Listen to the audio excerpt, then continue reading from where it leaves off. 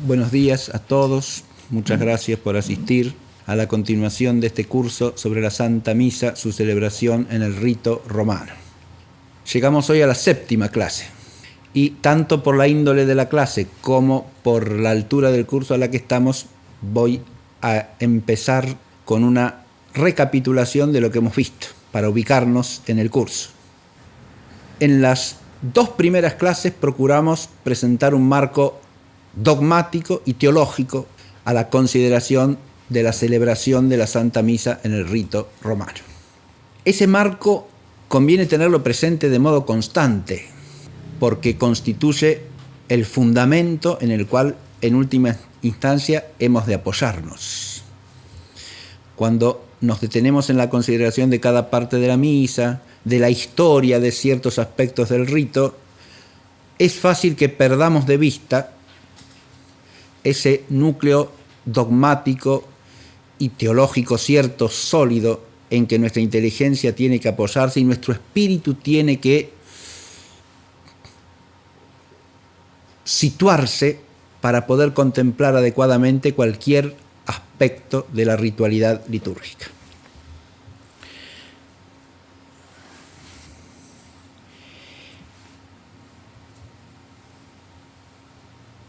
Ese fundamento implica principios dogmáticos sobre la celebración litúrgica de la misa, del ser mismo, la esencia, hemos dicho, de la misa, ¿no?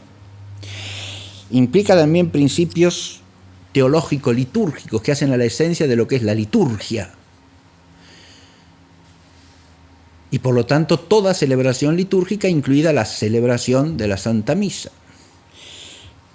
Principios acerca de lo que es un rito también, y de lo que es la constitución esencial de un rito.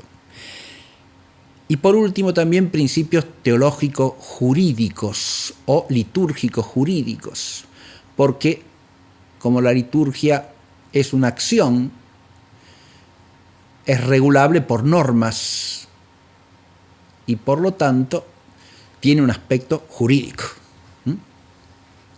que no podemos desconocer. Hay leyes litúrgicas, hay normas litúrgicas, las unas establecidas por la costumbre, otras establecidas por la autoridad que tiene derecho a hacerlo, que es la autoridad apostólica, pero existe un derecho litúrgico.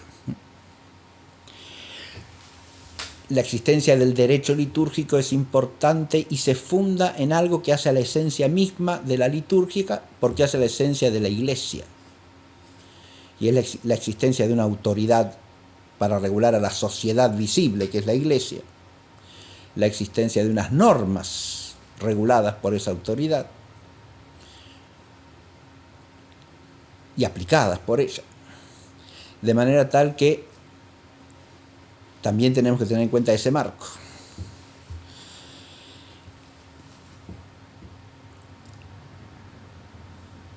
En las tres clases siguientes, en realidad, las cuatro clases siguientes, nos ocupamos ya de la temática de la estructura de la misa. Primero la abordamos comparativamente en todos los ritos de tradición apostólica, mostrando lo que es común a los distintos ritos en la celebración litúrgica de la misa. Y después nos detuvimos, por supuesto, en el rito romano, que es el tema del curso. Vimos la estructura de la misa en el rito romano y eso, en lugar de llevarnos una clase, nos llevó dos, ¿no? Es decir, la cuarta y la quinta, ¿no? De modo que en la sexta, que fue la pasada, dimos dos en una, porque nos dedicamos al estudio del canon romano, ¿no?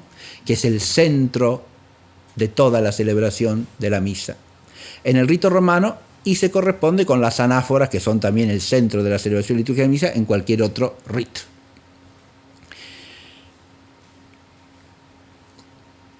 La continuación lógica sería, que es lo que vamos a hacer a partir de la próxima clase, ir estudiando las otras partes que constituyen el todo de la misa, ¿no? Que lo vamos a hacer concéntricamente, partiendo de ese centro que es el canon, lo primero que vamos a ver son los ritos que inmediatamente rodean al canon, es decir, el ofertorio y la comunión, que es lo que está pegado al canon, precediéndolo o sucediéndolo. Y después ya sería el primer círculo que rodea al canon. Y después iremos al segundo círculo con los ritos anteriores al ofertorio, es decir, los ritos de la proclamación de la palabra divinamente inspirada, y antes de eso los ritos de entrada, y luego los ritos de poscomunión y de conclusión de la misa. ¿Está claro? De modo que abarquemos el conjunto en una mirada concéntrica, que partiendo del centro, que es ese canon actionis, nos vaya mostrando cómo todo tiende a él o procede de él en el ritmo de la celebración. Pero hoy nos vamos a dedicar a un tema que he titulado Los modos de celebración en el rito romano. Porque una vez que hemos visto el canon, para empezar a explicar cualquier otra parte de la liturgia, me pareció, de la liturgia, la celebración de la liturgia de la misa en el rito romano, me pareció de importancia empezar por aclarar los modos de celebración que existen. Enseguida vamos a entrar en este tema. Pero antes quiero hacer dos aclaraciones preliminares que, habiendo dado ya 6 clases en el curso, me parecen necesarias o exigidas por la prudencia. Primero, cuando uno habla de los ritos, y este es un problema que se plantea siempre, ¿no? La liturgia es algo para celebrarlo, ¿no? La liturgia existe para ser celebrada, para ser participada mediante su celebración. Si uno se pone a hablar de la liturgia, a hacer consideraciones y reflexiones sobre la liturgia, el primer problema que está ahí acechando es si el lenguaje que usamos es adecuado o no al misterio del que estamos tratando y a la sacralidad de la cosa a la que nos estamos refiriendo, ¿no?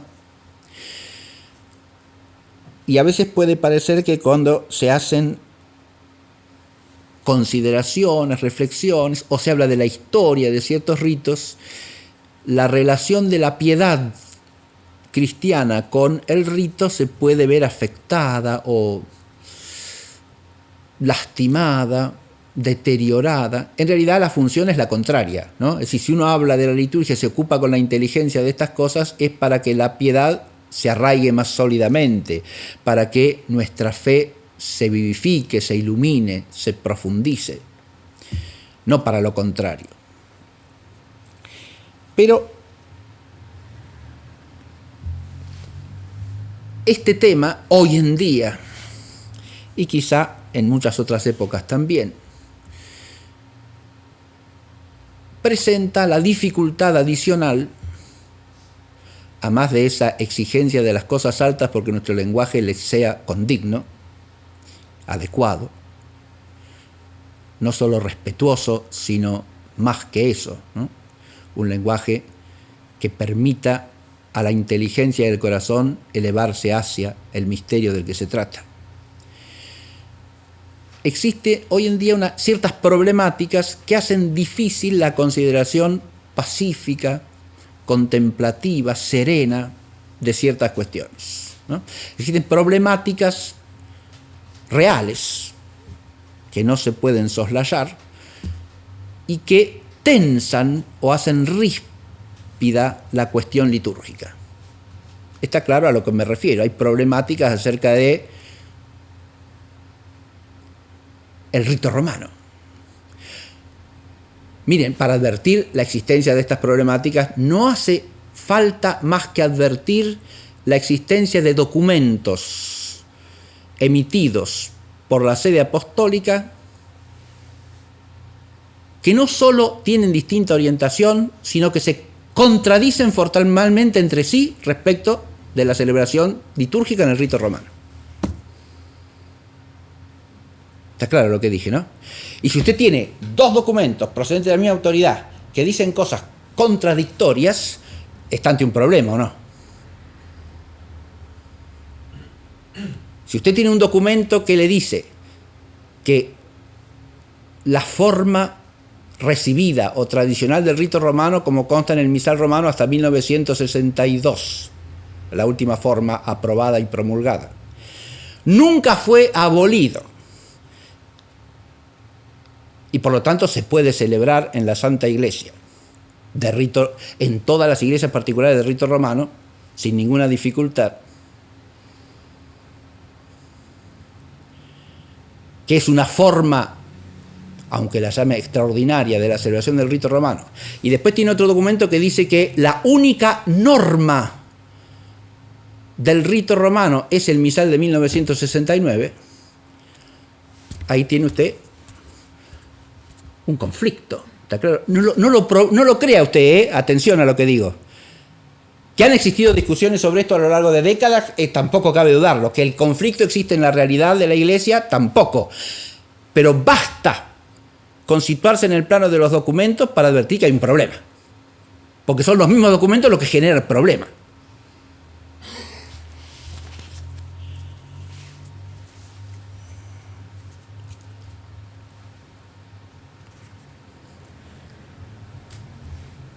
Estas problemáticas, insisto, no voy a desarrollar estos problemas. Para eso habría que hacer otro curso, que no es el objeto de este curso. Pero como este curso toca el tema del rito romano, evidentemente la problemática se ve rozada y la rispidez de la problemática se abalanza sobre cualquier cosa que se diga. Y eso hay que tenerlo en cuenta también. Bien, dicho esto, paso a considerar el tema de esta clase. ¿Qué es eso de los modos de celebración? ¿A qué me refiero con eso? Lo primero que quiero dejar en claro es que cuando hablamos de modos de celebrar la misa en el rito romano, no nos estamos refiriendo a las variantes del rito, a las que ya hemos hecho referencia en este curso y ahora voy a volver a hacerlo, para que quede claro. Si usted habla del misal de 1579, ese misal es testigo de una variante del rito romano, porque está basado fundamentalmente en el misal de la curia romana usual desde el siglo XIII en adelante.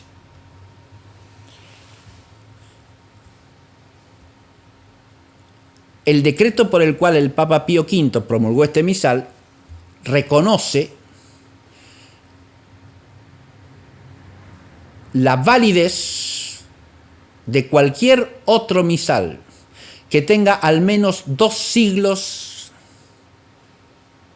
de uso pacífico y probado. Es decir, que se ha usado durante 2 siglos antes, eso nos lleva a 1370, ¿no? Si estamos en 1570, nos lleva al último cuarto del siglo XIV. Está claro esto que digo, ¿no? Cualquier misal que tenga esa antigüedad o más va respetado, según el decreto de Pío V. Se puede usar también,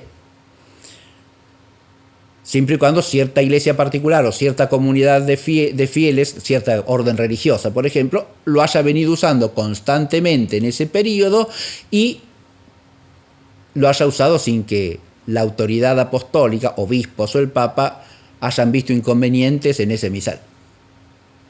Está claro lo que digo, ¿no? Y entonces tenemos variantes que no son exactamente la registrada por el misal promulgado por San Pío V, que se promulga como obligatorio para todo el resto de la iglesia de rito romano. ¿Está claro? No es el mismo misal, por ejemplo, el que usa desde esa época la orden de predicadores, pongamos por caso. Un ejemplo, ¿sí? Los dominicos tienen un misal propio. que en realidad refleja tradiciones o variantes de celebración del rito romano, que son las que adoptó la orden de predicadores cuando se fundó. ¿Se entiende? Al organizarse a principios del siglo XIII. Y ese rito lo siguieron sirviendo, se plasmó en un misal y ese es el que estaban usando. Y como ya tenía más de 200 años de antigüedad, siguieron usándolo. ¿Eso es rito romano? Sí, señor. No es otro rito, atención a lo que digo, Otro rito es el rito bizantino, es el rito sirio-antioqueno, es el rito copto, es el rito armenio, etcétera, etcétera. Esos son otros ritos. Estos son misales del rito romano. Ya he dicho y lo vuelvo a aclarar que un misal no es un rito. Una autora que me voy a referir en esta clase más de una vez, que es Pierre Lebrun, sacerdote oratoriano francés que vivió en la segunda mitad del siglo XVII, principios del siglo XVIII, y que escribió una obra muy importante que se llama Exposición de la Santa Misa, o de los ritos de la Santa Misa. En esa obra, al comienzo, en el prefacio, el padre Lebrun empieza diciendo que durante los primeros casi 5 siglos de vida de la Iglesia, los ritos litúrgicos no se pusieron nunca por escrito, sino que fueron transmitidos oralmente. Y eso es así. De modo que cuando los primeros sacramentarios en relación al rito romano ponen por escrito el canon, las fórmulas de oración comunes de las distintas épocas del año, las colectas, las oraciones del ofertorio, las oraciones de la poscomunión, etc., el eucologio del rito romano, están fijando por escrito una tradición que ya tiene su periodo de constitución básico a través de la tradición oral. ¿Se entiende? Y es precisamente admirable que todos los sacramentarios transmitir el canon lo transmitan prácticamente igual como resultado de esa tradición oral constante del origen hasta esa época. ¿Se entiende? Bien. En el libro de Lebrun hay más de un... La edición que yo manejo es en 4 tomos, ¿sí? Es una edición de 1860-61. De esos 4 tomos hay 2 enteros que están dedicados a demostrar cómo la misa del rito romano coincide en todo lo esencial en la celebración de la liturgia con los otros ritos, ¿sí? Cosa que en este curso hemos presentado como un fundamento sólido para entender lo que es un rito de la celebración de la misa.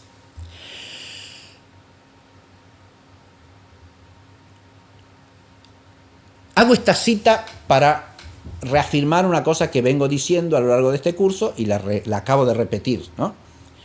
Un misal no es el rito. Un misal es un testigo del rito. ¿Está claro lo que digo? Y esto no solo tiene fundamento histórico, como acabo de señalar, porque para que lleguen a existir libros que ponen por escrito el rito, primero existió el rito. ¿Está claro? Transmitido y forjado por la tradición. ¿Cómo se transmite un rito? Y por tradición. Nada más claro para entender esto que acabo de decir que pensar en nuestros ritos para sentarnos a la mesa, ¿sí? ¿Alguien tiene en su casa un libro que diga cómo hay que sentarse a la mesa? Con normas, textos, rúbricas. No hace falta, ¿no? No, ¿por qué? Y porque hay una tradición cultural que nos dice cuál es la norma. ¿Se entiende? Y a nadie se le va a ocurrir poner los pies sobre la mesa del comedor. Eso no se hace.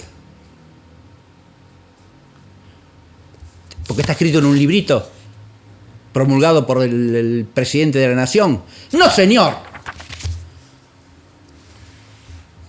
Está claro lo que digo, ¿no? Bien. Hay una tradición que es la que constituye el rito. Después vienen los libros que lo fijan. ¿Para qué los libros? Para custodiar el rito. para salvaguardar su integridad, para que no se corrompa, para que no se deforme, para que no se pierda. No para constituir el rito. El rito está constituido previamente, el libro viene a confirmarlo, a corroborarlo.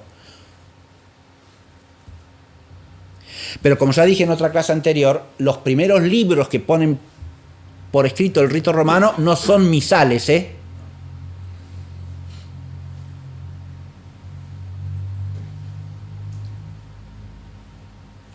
Hay una obra famosa de un dominico, escrita a principios del siglo XX, la primera mitad del siglo XX, no tan a principio. Baudot se llama, es un dominico francés, perdón, un dominico no, un benedictino, es un monje benedictino, dije una pavada, pero me quedé con el rito de los dominicos. Monje benedictino, que se llama Historia del Misal Romano. Más de la mitad de ese libro es la historia no del misal romano, sino de los libros que existieron antes del misal romano. ¿Está claro? Porque si usted va a hacer la historia del misal, tiene que empezar desde que existen misales.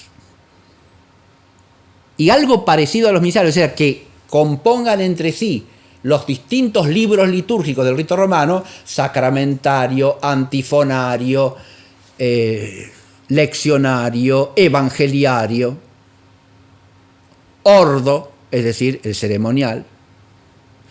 Para tener algo que junte todo esto, tiene que esperar usted a los siglos X-XI, en que todavía no es el misal plenario, lo que se llama misal plenario, que aparece recién entre el XII y el XIII, y no se generaliza en su uso sino hasta el XIII-XIV. ¿Está claro lo que digo? Cuando en 1570 se promulga un misal, la existencia del misal no es una cosa que lleva 1000 años, ¿eh? El misal plenario y de uso corriente hasta el siglo XIII no existe. O sea que en el siglo XVI estamos apenas a 3 siglos de ese hecho histórico. ¿Está claro lo que digo? Bien. La perspectiva histórica nos permite entender muchas cosas si uno se pone a reflexionarla con seriedad. Porque eso plantea el problema, bueno, y antes de que existiera misal, ¿qué pasaba? ¿O por qué antes no existían misales plenarios? Lo cual lleva al problema de plantearse por qué existe un misal plenario. Y eso se contesta con el tema de hoy, las modalidades de celebración de la misa en el rito romano. Porque no se entiende por qué empiezan a existir misales plenarios, o sea, donde esté todo, las oraciones, las lecturas, las rúbricas que marcan el modo ceremonial de la celebración, todo junto. ¿Por qué empieza a existir? ¿Para qué? Obviamente es más práctico de tener todo separado en varios libros. Depende.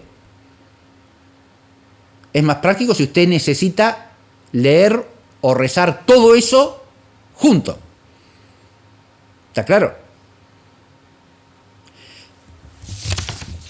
Pero si la antífona la tiene que cantar el coro y la colecta la tiene que decir el oficiante a lo mejor necesita un libro donde estén las colectas.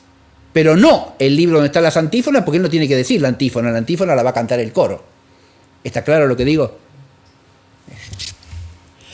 Esto tiene que ver con las modalidades de celebración. Bien.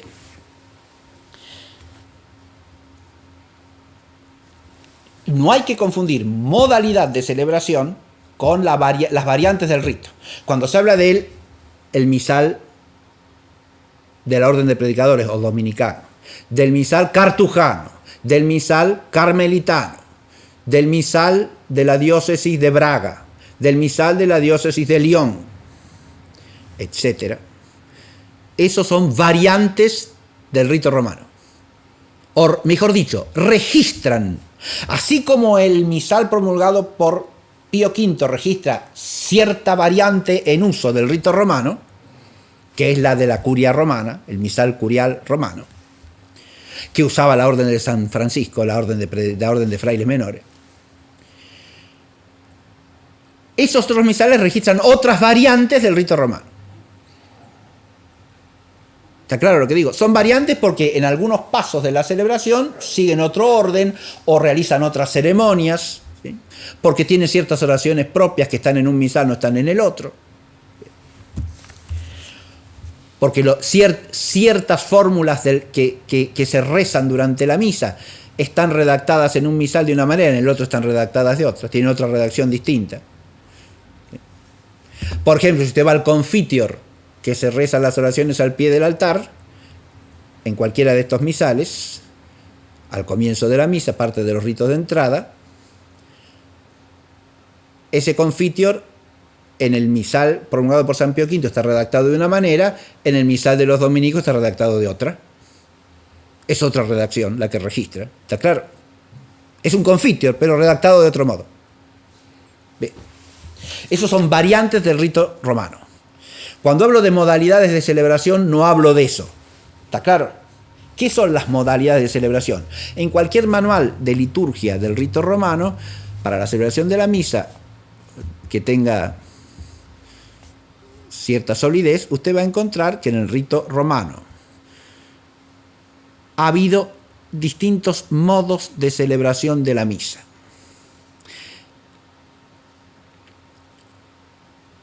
Eso lo puede inferir también de la simple lectura del decreto con el que San Pío V promulga el misal romano en 1570.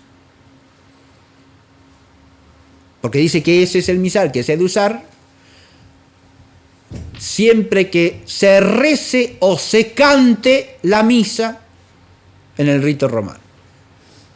Se rece o se cante. Y ahí tenemos la distinción primaria de las modalidades de celebración, que se llaman misa cantada y misa rezada. Usted ya es muy fácil, una se canta, la otra no se canta. Bien, sí, en principio quiere decir básicamente eso, pero no es tan fácil, ¿eh? No es tan claro el asunto. Y no es tan fácil ni tan claro por lo siguiente. Lo que se llama misa cantada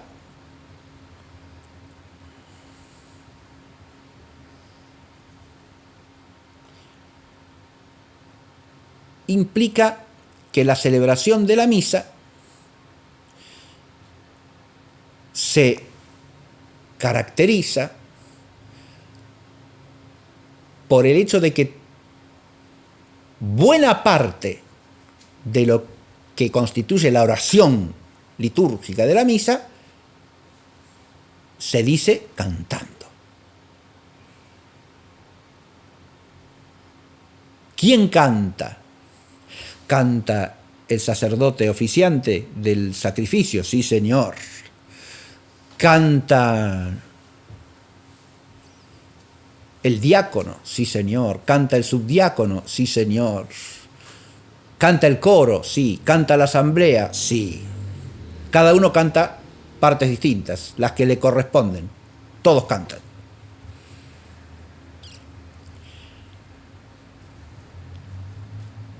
Si uno hace un estudio comparativo de todos los ritos de origen apostólico,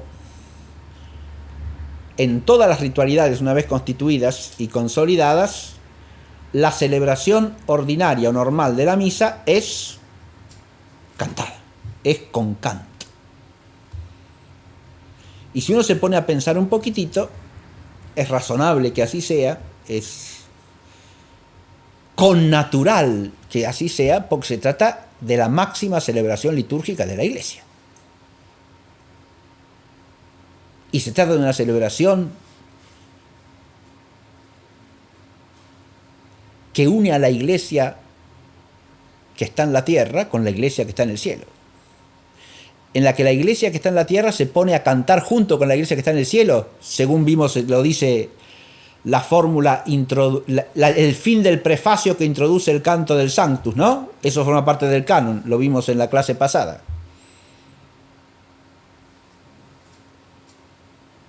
Y si el sacerdote dice, unidos a los coros de los ángeles, cantamos,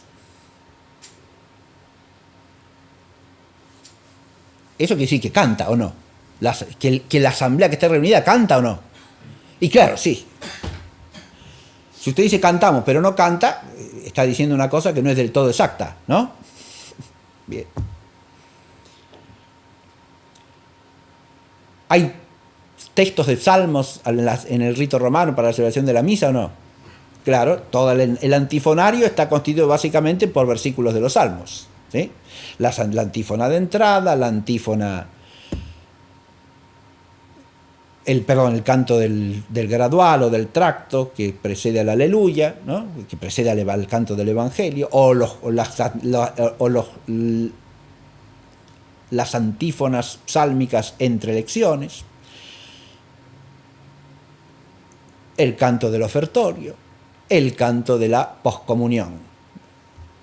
Salmo, ¿qué quiere decir en griego? Lo mismo que shir en hebreo, que es como se llama el libro, ¿no?, de la Sagrada Escritura. Canto, cántico, ¿no? Y si usted al canto no lo canta, parece que no es un canto, ¿no?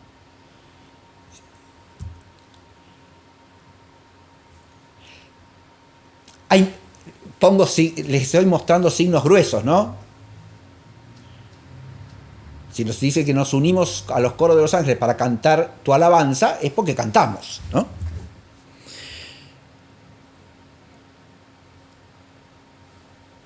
El prefacio entero lo canta el oficiante. Lo canta. ¿Sí? Claro, en una misa cantada se aclarará. Y sí, la forma cantada es la forma primaria del rito. Porque si no, múltiples expresiones del rito no se entienden. Son un contrasentido, como acabo de señalar.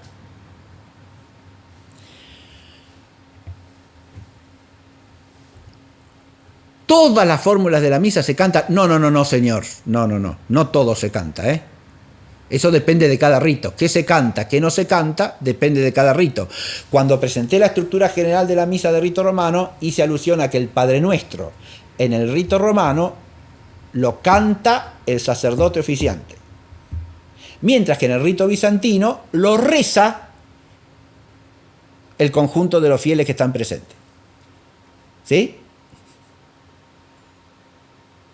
En un rito y en otro, esa parte, en uno se canta, en el otro no se canta.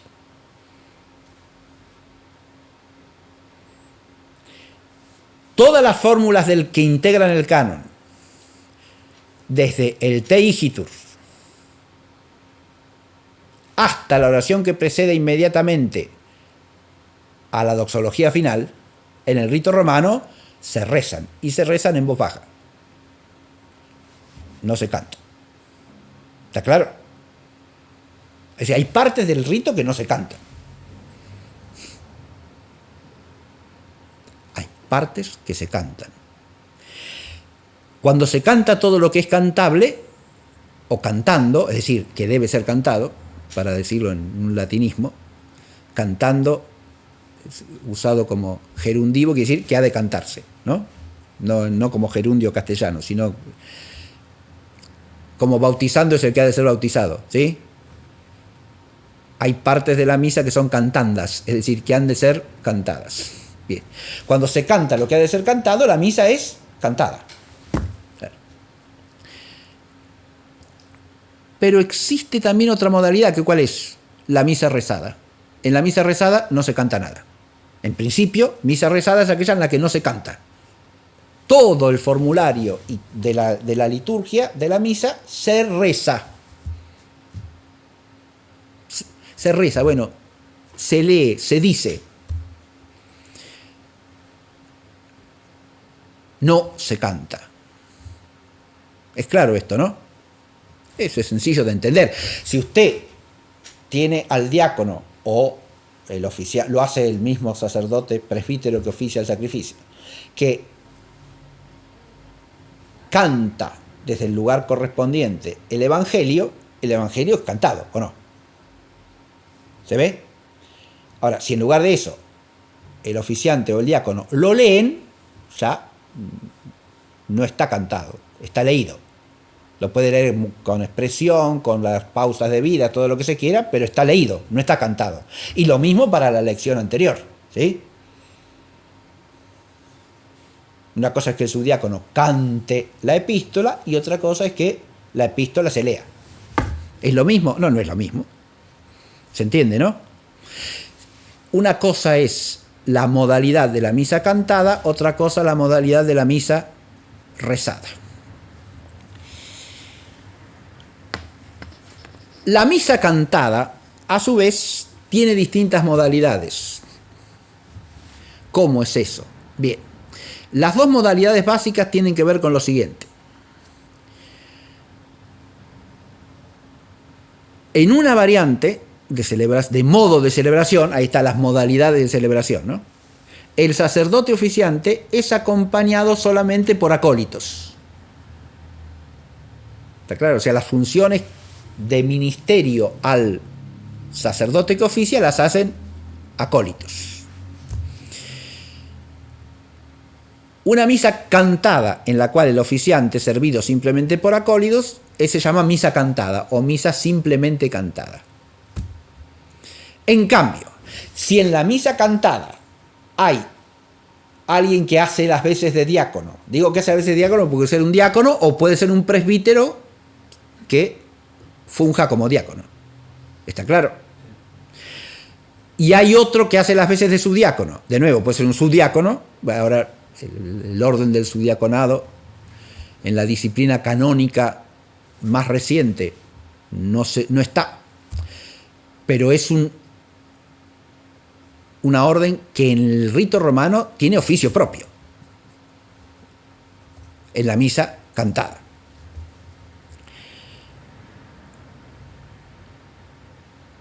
Por ejemplo, lo dije recién, ¿no? Es oficio propio del subdiácono cantar la epístola. Si hay subdiácono, ¿quién canta la epístola? El subdiácono.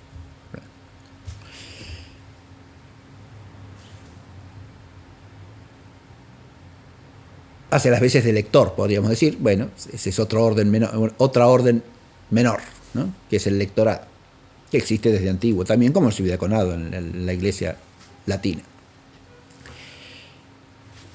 Pero si hay diácono y subdiácono que asisten al presbítero y cumplen las funciones que les son propias según el ceremonial del rito, entonces es una misa cantada solemne. ¿De dónde viene esa solemnidad de que haya funciones propias del diácono, del subdiácono? Si usted va a los órdenes romani, a los que he hecho alusión en más de una ocasión en este curso, que son los que describen el ceremonial de la misa papal, como se celebraba en Roma, ¿no? Ahí van a tener todos los ministros que acompañaban al Papa cada vez que celebraba la misa. ¿Y qué hacía cada uno? ¿Se entiende? ¿Qué hacía el archidiácono? ¿Qué hacían los diáconos tales, los diáconos cuales? Porque ahí hay una diferenciación de funciones que es impresionante, ¿sí? ¿Qué hacía el subdiácono? Etcétera, etcétera, etcétera. Cada uno tiene sus funciones. ¿Se entiende? Durante toda la celebración de la misa, claro, con ceremonial papal. Pero lo mismo después aparece cuando el que preside la misa es un obispo. ¿Se ve? Tiene toda una serie de ministros que asisten al obispo durante la celebración. Cuando la misa cantada tiene estas peculiaridades se llama solemne. Si la preside el Papa es una misa solemne papal, si la preside un obispo es una misa solemne pontifical o de pontifical, ¿sí? Y si la preside un presbítero es simplemente una misa solemne. Una misa cantada solemne. ¿Está claro lo que digo? Bien. Esas son variantes de la misa cantada, que se diferencian por la mayor o menor complejidad del ceremonial según quién sea el sacerdote oficiante. El Papa, un obispo, un presbítero. ¿Se ve esto o no se ve? Bien. Hay cosas que cambian según quién sea el que celebre la misa solemne cantada. Y sí, claro, porque el ceremonial para el caso de que la presida el Papa no es igual para el caso de un obispo, de cualquier otro obispo, ni es igual para el caso en que presida un presbítero, ¿sí? Las peculiaridades ceremoniales de la misa pontifical obedecen ¿a qué cosa? A que quien preside la celebración es un obispo. Si el que preside la celebración es un presbítero, no va a haber las peculiaridades ceremoniales que son propias del rito pontifical. Bien.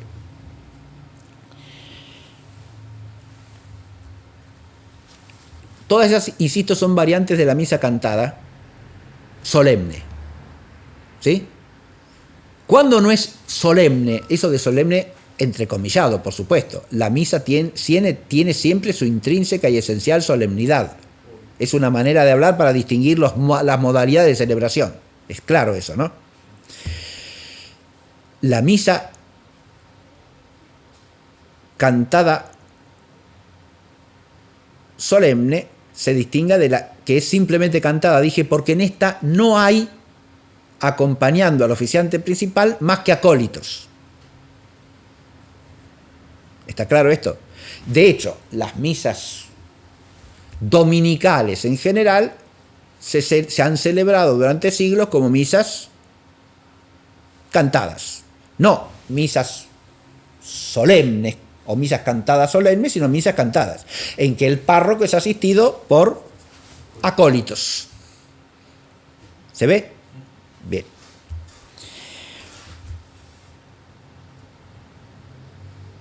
De estas misas cantadas se diferencia la misa rezada. En la misa rezada, en principio no se canta. No se canta nada. La misa entera, desde que empieza hasta que termina, se dice. Se reza. No se canta. Acá de nuevo, rezar es una palabra no del todo adecuada, ¿no? Porque rezar, si significa orar, es lo que se hace en toda misa, ¿no? Sea que se cante, sea que se diga, sea que se haga en tono de canto, sea que se haga al modo de un discurso no cantado, o sea, en tono más bien de habla coloquial u ordinaria, aunque con la solemnidad adecuada, porque lo que se está pronunciando son las fórmulas de la misa, ya que no se puede decir de cualquier manera. Se rezará, se dirá, pero se dirá de la manera que corresponde a una misa, no de cualquier manera, no de cualquier modo. Bien.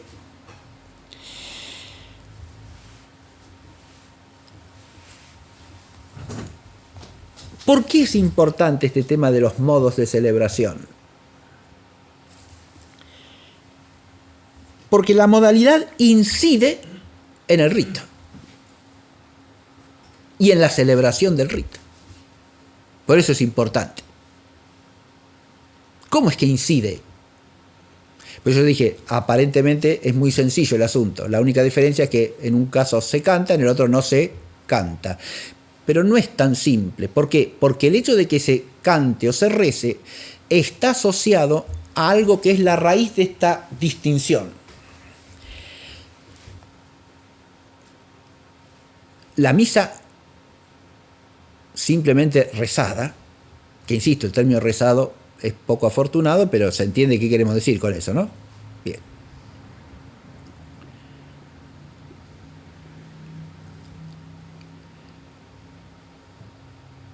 Es llamada por algunos liturgistas en cierta época también misa privada. En realidad es una denominación mucho más confusa y equívoca, ¿no? Pero tiene cierta razón de ser histórica esa denominación.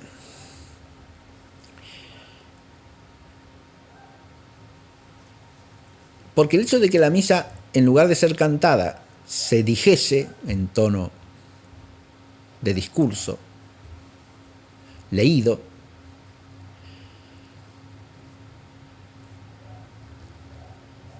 una vez ya constituido el rito, y fuera de situaciones excepcionales, hago esta doble salvedad, una vez ya constituido el rito y fuera de situaciones excepcionales, porque misas que no se cantasen con la solemnidad total del canto en las épocas primitivas pudo haber habido tranquilamente, ¿se entiende? Hasta que la ritualidad se va constituyendo. Tampoco se puede decir que la misa que se celebraba en la época apostólica era solamente rezada, y no se puede decir sencillamente porque las raíces históricas de la celebración no nos permitirían decir que solamente se rezaba, porque ni la celebración solemne de la cena pascual, en la que lo dicen los mismos evangelios esto, ¿no? Cuando terminada la cena se fueron cantando el gran Gilel, es decir, los salmos que se cantaban al final de la cena de Pascua. Ni el culto en el sacrificial del templo eran sin canto, ¿eh? ¿Está claro lo que digo? Ni el rito sinagogal era sin canto. O sea, las raíces históricas de la liturgia de la Iglesia implican el canto.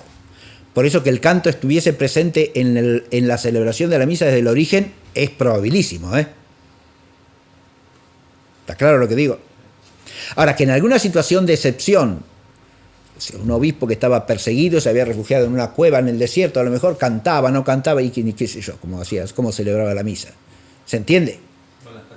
O en las catacumbas. Sí, en las catacumbas, sí. Sobre eso, las misas que se celebraban en las catacumbas eran normalmente las misas funerarias, ¿sí?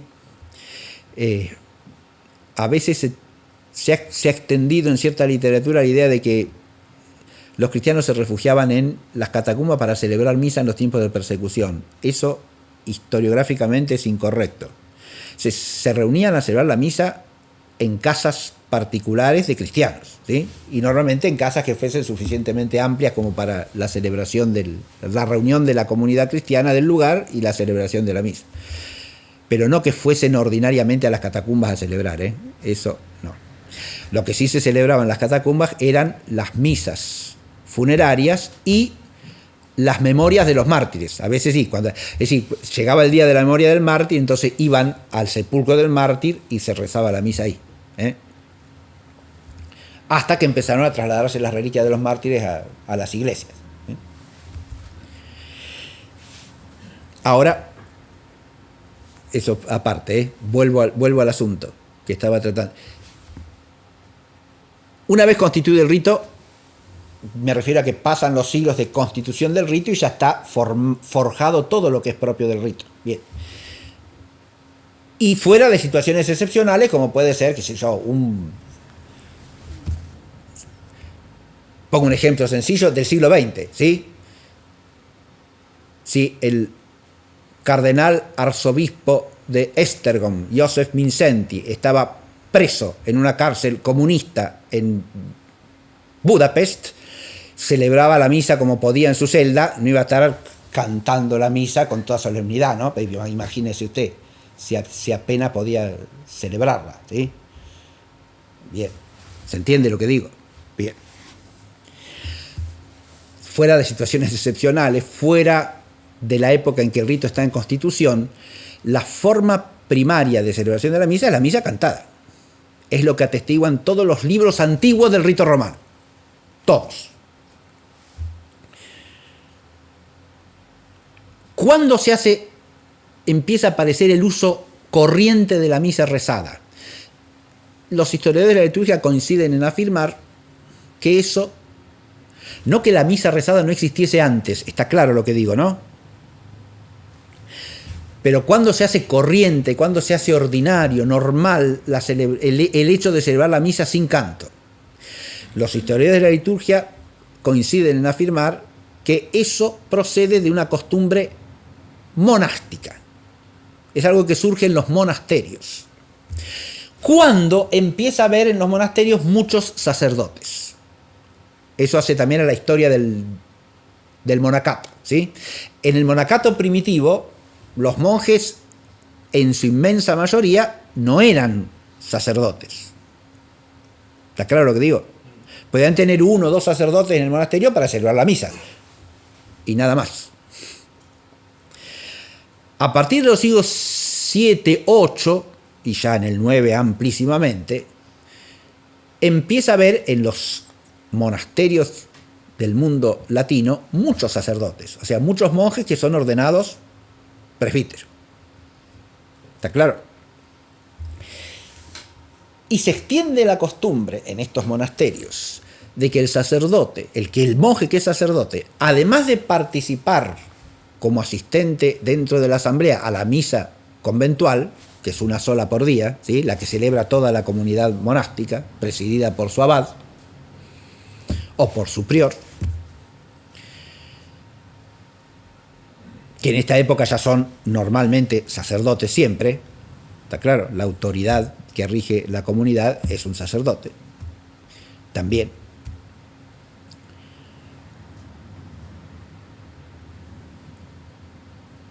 Además de parcialmente, celebre su misa. Como es sacerdote, celebre una misa. ¿Sí? Y la celebra sin la solemnidad del canto. Aquí está el origen de que se desarrollan ampliamente lo que se llaman los altares laterales en las iglesias, ¿sí? Y al mismo tiempo el desarrollo y uso ordinario de la modalidad celebracional que se llama misa rezada. ¿Qué tiene de peculiar esa misa rezada comparada con la misa cantada? Que el sacerdote que oficia empieza a decir todo. ¿Qué decir todo? Y todo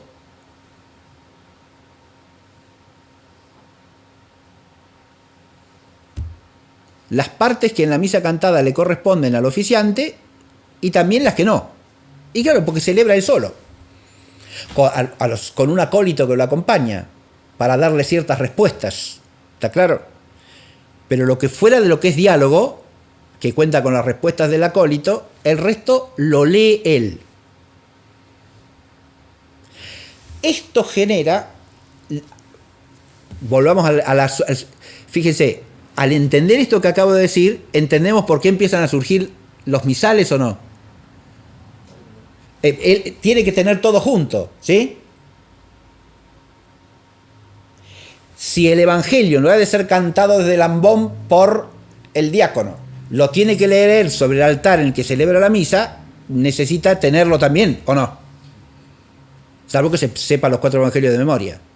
Y además sepa qué perícopa tiene que decir en ese día. Si no, necesita tenerla a la vista. ¿Está claro? Si ustedes leen los Ordines Romani antiguos,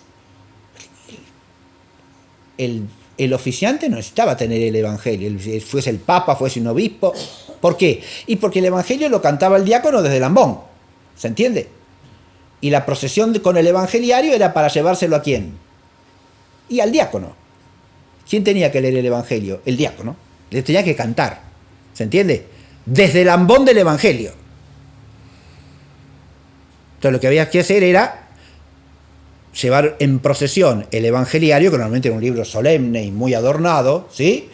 Llevarlo en procesión hasta el ambón donde iba a cantarlo el diácono, ¿sí? Presentárselo al diácono, el acólito que lo transportaba, ¿sí? Encargado de hacerlo, se lo apoyaba sobre la cabeza, ¿no? Se lo ponía así delante al diácono y el diácono lo cantaba. ¿Está claro?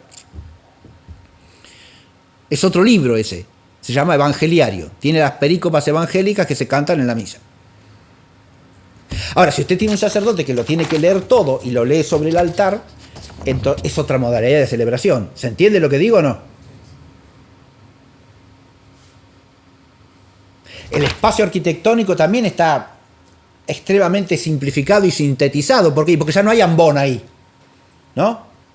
Hay un lado del altar que suple al ambón. Se llama el lado del evangelio, ¿no? Entonces el sacerdote se desplaza desde cierta posición en que está al lado del evangelio. El acólito agarra el misal, se lo traslada al lado del evangelio para que pueda leer el misal desde el lado del evangelio. ¿Se entiende? Pero todo eso es propio de qué modo de celebración y de la misa rezada. ¿Está claro? No de la misa cantada como es antiguamente. ¿Se ve lo que digo? Ahora, con el correr de los siglos, como esa misa rezada se hace la más habitual, la más común, ciertas modalidades celebrativas de la misa rezada se trasladan también a la cantada.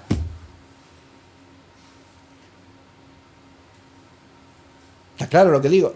Ciertas modalidades, no todas, atención, no todas. Porque en una misa cantada solemne, ¿qué pasa con el canto del Evangelio?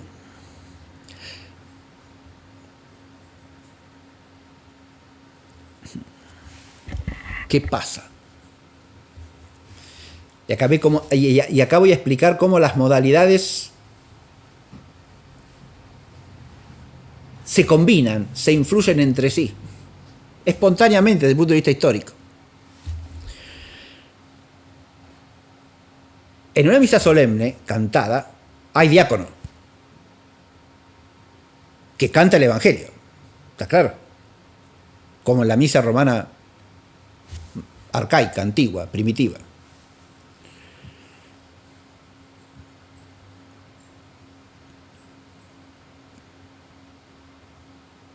En una misa cantada en general, hay un diácono que canta el Evangelio si es una misa solemne, ¿no?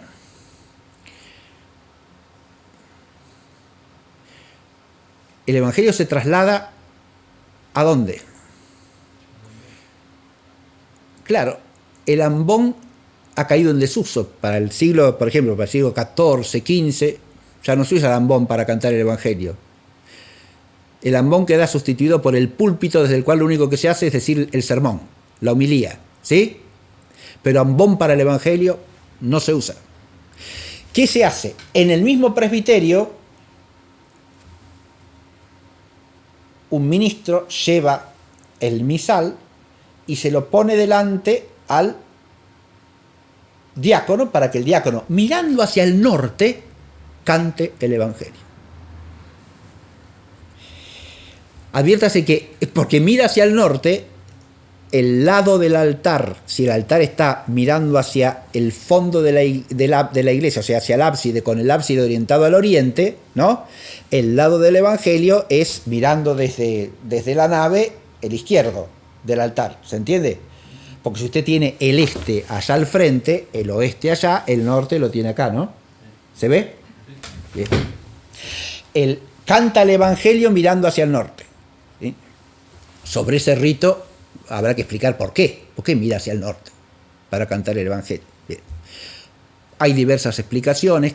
La más corriente que le da significación al rito es que el orientar el canto del Evangelio en esa dirección es oponer la luz del Evangelio a la oscuridad, que para el hemisferio norte está asociada con el norte, ¿no? El sur es el mediodía, el lugar de la luz, ¿no?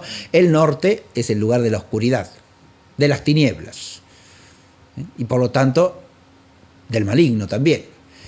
Y cantarlo de cara al norte es manifestar el triunfo del Evangelio sobre las tinieblas del pecado y del mal y del malo. ¿Se entiende? Bueno, pero fuera de esa explicación, el hecho es así. El diácono canta el Evangelio. Pero ¿qué pasa al mismo tiempo o un poquito antes? El sacerdote que oficia, ¿qué ha hecho? Ha leído sobre el altar en voz baja y para él el Evangelio. Como si estuviese celebrando una misa rezada. ¿Se entiende? ¿Por qué eso? Y porque la misa rezada es la misa cotidiana, ¿no? La de todos los días. Entonces, llega el celebrante al momento del Evangelio y parece que si él no lo lee, falta algo en el rito. Entonces lo tiene que leer también. ¿Se entiende lo que digo o no? En la misa antigua lo leía, no lo leía, se sentaba o se ponía de pie en la sede, eso varía según los lugares, pero ordinariamente se ponía de pie en su sede y oía el canto del Evangelio. ¿Está claro lo que digo o no?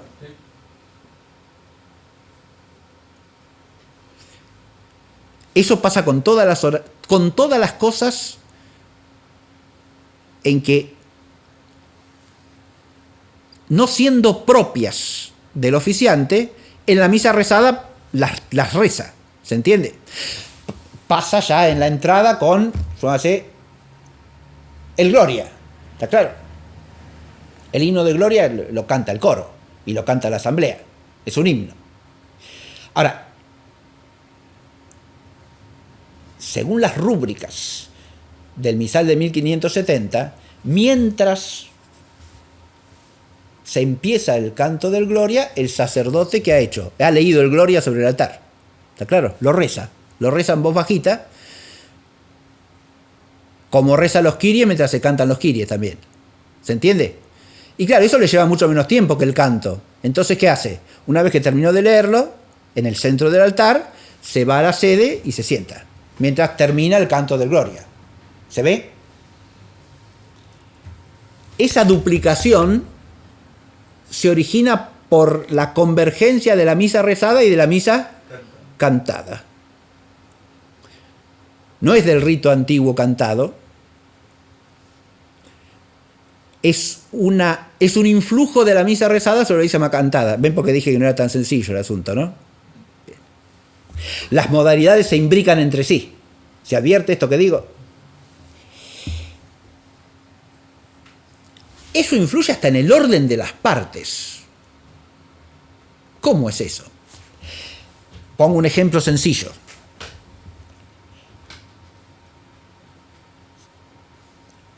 En una misa cantada, cualquiera, sea cantada simplemente o solemne, en una misa cantada, mientras el coro canta la antífona de entrada, el introito, ¿sí?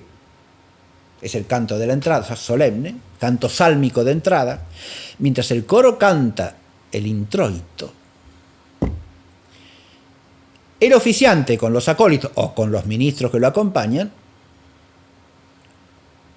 dice lo que llaman las oraciones al pie del altar. ¿Está claro lo que digo o no? Esas oraciones al pie del altar las dicen entre ellos, son oraciones de los ministros. ¿Se advierte? Que al momento de ir a entrar en el presbiterio, por eso llaman al pie del altar, antes de ascender las gradas que dan acceso al altar, dicen estas oraciones. ¿Qué son estas oraciones? Primero, el Salmo 42, ¿sí? Introibo ad altare Dei ad Deum qui letificat juventutem meam. Rezado todo, ese no se canta, ese nunca se cantó, porque es de rezo privado, ¿sí? Es una oración que hacen en privado el oficiante y los acólitos o los ministros que lo acompañan, ¿sí?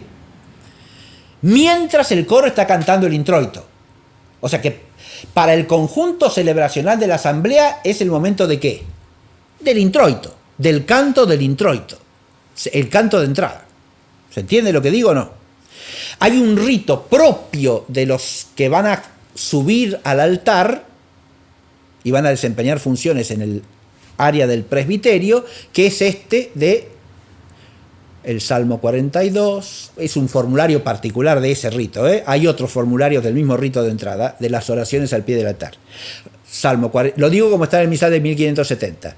Salmo 42, Confiteor, que reza primero lo reza el sacerdote, con la respuesta del acólito. Después lo reza el acólito, o los acólitos, o los ministros, con la respuesta del oficiante. Y después el oficiante hace la oración de absolución. ¿Está claro? Misereator.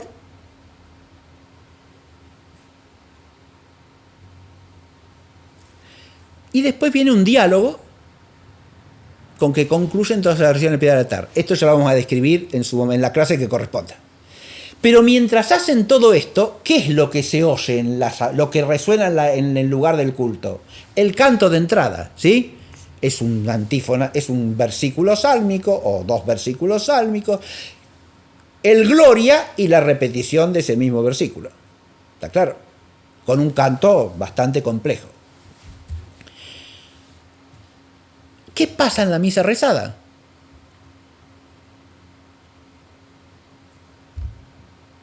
Llega el sacerdote con su acólito a las gradas del altar y ¿qué hace?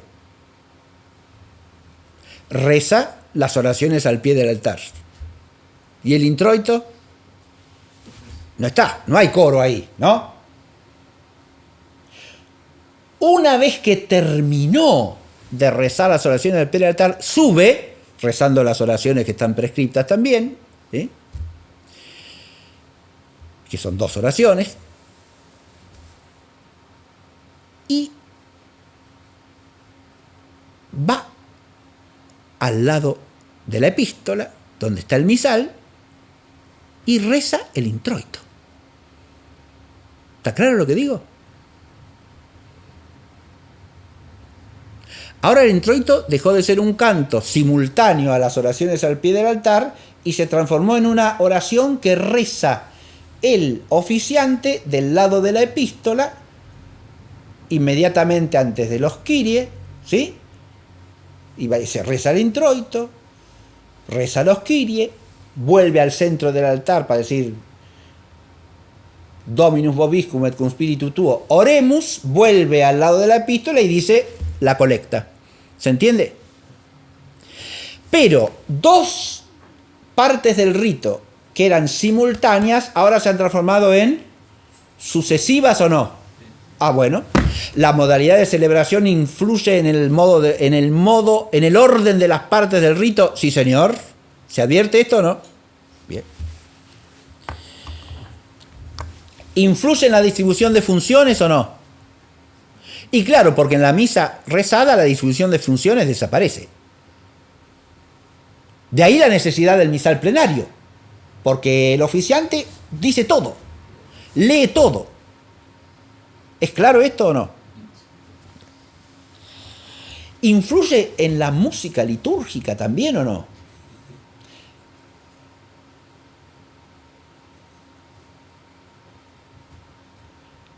Y más bien, ¿no? Porque si en la misa rezada es sin música, dije, ¿o no?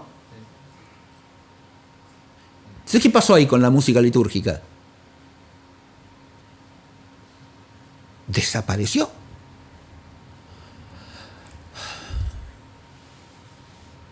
Y claro, sí, no hay más. ¿Está claro lo que digo? No hay música litúrgica ahí.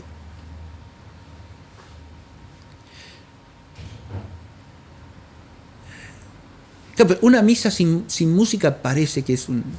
¿Dónde está la celebración? ¿No?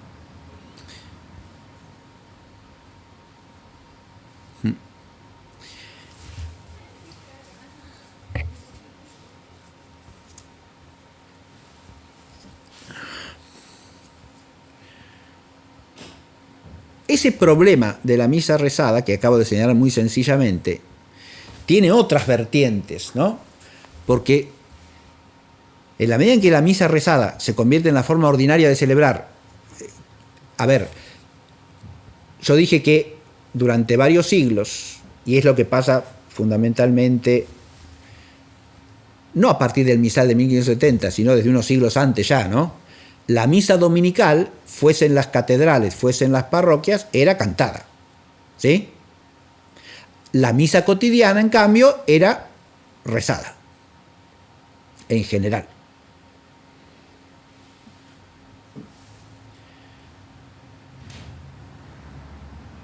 En las catedrales eso puede que no fuese así, depende. Ahí ya entramos en las diferencias ceremoniales, ¿sí? Porque las catedrales podían tener una misa canonical cotidiana que fuese cantada, pero eso no pasa en todas las catedrales. Bien, misa canonical quiere decir celebrada por los canónigos, ¿sí? ¿Está claro?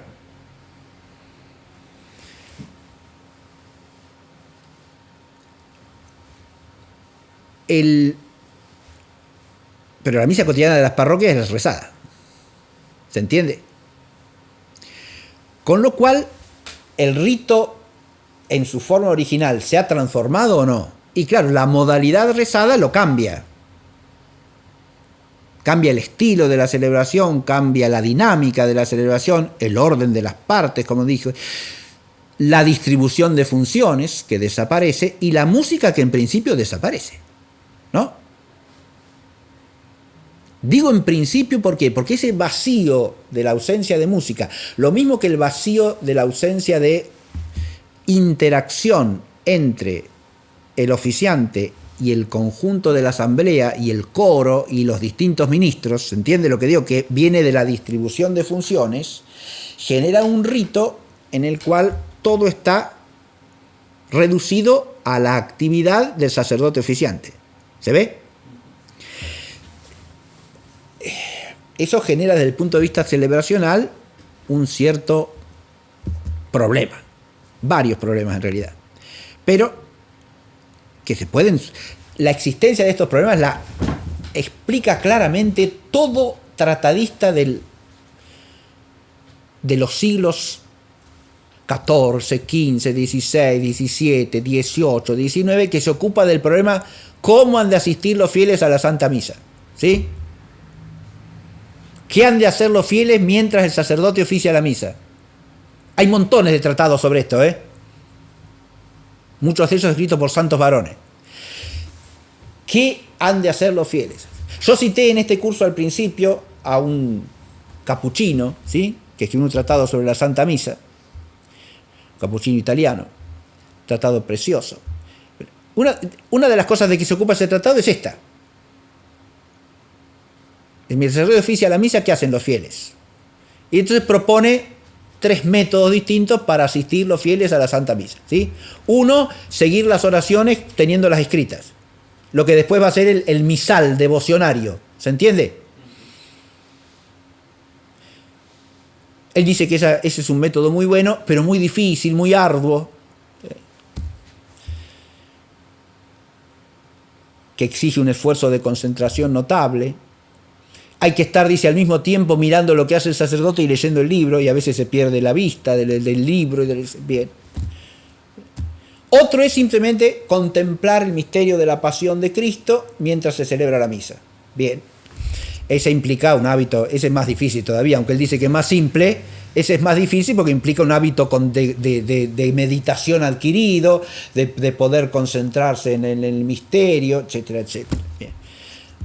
Después él propone otro que tiene que ver con los fines de la misa y se van recordando con oraciones determinadas a lo largo de la misa, el carácter sacrificial de la misa, su función latréutica, su función eucarística, su función expiatoria, ¿sí?, y su función de intercesión. Bien. Pero este problema, que es evidentemente un problema, ¿no?, lo genera esta modalidad de celebración. ¿Está claro lo que digo? Bien.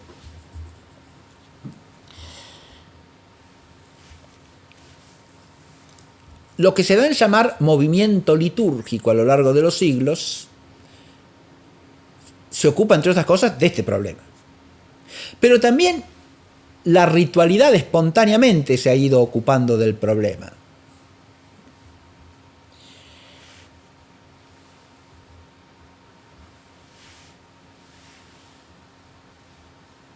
El influjo del movimiento litúrgico entre los siglos XIX y XX llevó a que a lo largo de la primera mitad del siglo XX, y eso se refleja en última instancia en el misal de 1962, se desarrollasen otras modalidades de misa rezada.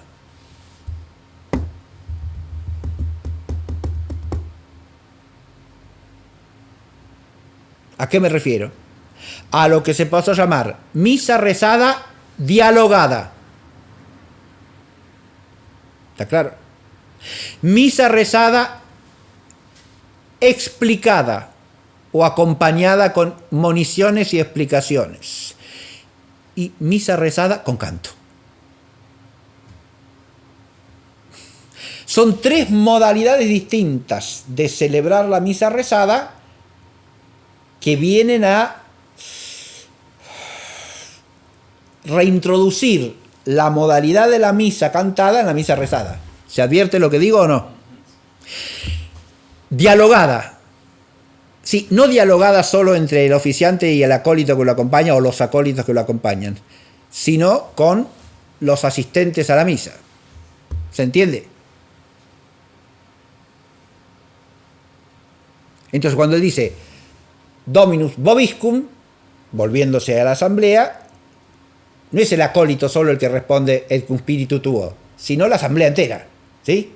¿Está claro lo que digo? Bien. Misa dialogada. Misa con explicaciones o con moniciones.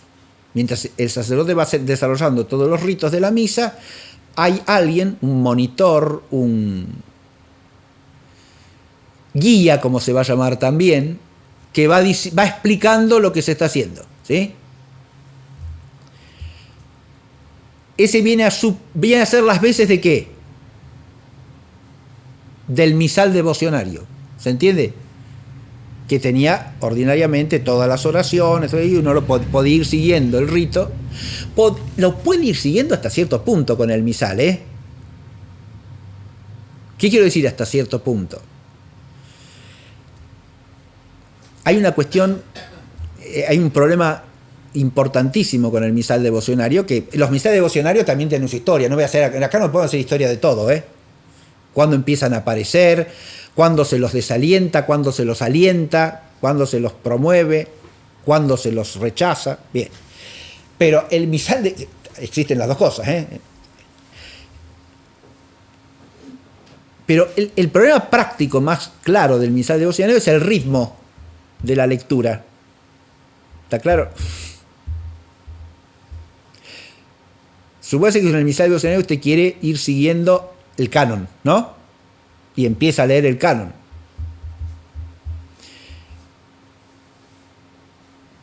Pero a lo mejor usted recién termina de leer el Teijitur y el oficiante ya está llegando al final de la primera parte. Se le hizo un cortocircuito ahí. ¿Se entiende lo que digo o no? Sobre el problema del ritmo en que hay que rezar la misa, existen libros enteros, ¿eh? En los manuales de rúbricas litúrgicas de los siglos XVIII y XIX hay siempre un capítulo que se ocupa de eso. ¿Cuánto tiempo debe ocupar la celebración de la misa? Porque si el sacerdote oficiante que leía todo lo lee a lectura veloz, ¿sí? A lo mejor en 20 minutos terminó la misa. ¿Se entiende? Ahora, eso plantea serios problemas. Primero, ¿se puede leer así lícitamente? ¿Se puede leer así piadosamente? ¿Se puede leer así celebrando? Enorme problema, ¿no? Se advierte. Pero pasa eso. Ha pasado enormemente, ¿no? Bien. Señala un problema. Si hay alguien que en voz alta va diciendo, se supone que va coordinado con las acciones del celebrante. Bien. Pero es un artificio eso también, ¿no? Que distorsiona la celebración. ¿Y qué es eso de la misa rezada con canto? Ah, es rezada, pero algún canto hacemos. ¿Se entiende? Cuando el sacerdote está entrando, y cantamos un himno de entrada. Ya no es la antífona de entrada, es un canto religioso, devocional, popular, que puede ser de muy distintas calidades textuales y musicales o sonoras. Bien. Pero se canta, ¿sí? ¿Se entiende? Y cuando llega el momento de la... O se toca el órgano, ¿está claro? Hay un organista y mientras se está haciendo la procesión de entrada y todo, o el órgano, y suena el órgano, ¿sí? O suena el órgano mientras está haciendo las oraciones del ofertorio, ¿sí? Entonces toca el órgano, o hay un coro y el coro canta algo, ¿sí? ¿Se entiende? Las partes que son himnos, como el Gloria, el Sanctus, el Agnus Dei, empiezan a cantarse, ¿sí? Aunque la misa sea rezada. Entonces tiene una mezcla ahí, ¿no? Está claro, entre misa cantada y misa rezada. Sí, dígame. ¿Hay una distinción entre misa rezada cantada y misa cantada? Recién con esta introducción... No, a ver. Si vamos siguiendo la hilación histórica, la distinción que hice de entrada es misa rezada y cantada, o cantada y rezada. Ahora introdujo una nueva de... No, ahora lo que estoy diciendo es que a lo largo del siglo XX empiezan a introducirse, por iniciativa en general del movimiento litúrgico, acompañado por los obispos y por episcopados enteros del mundo a veces, e incluso también por la Santa Sede, modalidades distintas de celebración de la misa rezada. Estas son modalidades de celebración de otra. Ahora, la misa rezada es una modalidad de celebración. Ahora se le añaden modalidades para celebrar la misa rezada. ¿Está claro o no? Vendría dentro de la rezada. Dentro de la rezada. Dentro de la rezada. ¿Se entiende? Estas modalidades que estoy diciendo, rezada con diálogo, rezada dialogada, rezada con monitor o con guía, rezada con cantos, es siempre misa rezada. ¿Se entiende? Guarda toda la modalidad de la misa rezada, pero se le introducen otras cosas.